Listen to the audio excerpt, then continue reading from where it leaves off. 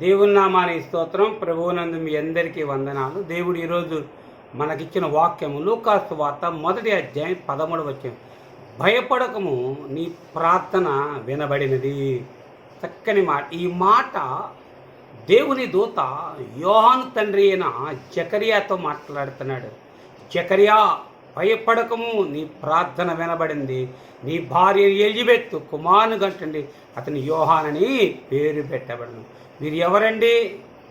పిల్లలు లేకున్నారు, ముసలి వాళ్ళు అయిపోయారు, సంతానం లేదు. కానీ ఏం చేశారు? ప్రార్థన చేశారు.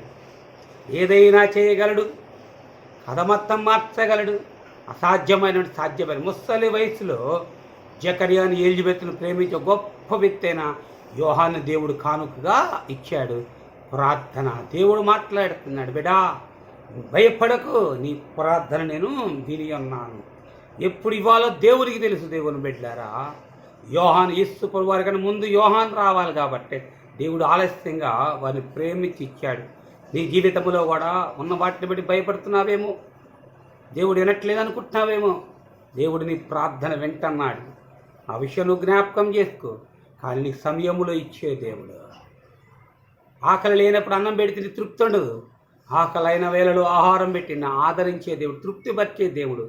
కాబట్టి నువ్వేం చేయాలంటే ప్రార్థన చేయాలి. భయాన్ని విడిచిపెట్టు. దేవుడు సకలము సమృద్ధి చేస్తాడు. అసాధ్యమైన వాటిని సాధ్యపరిచే దేవునికి ప్రార్థన చేద్దాం.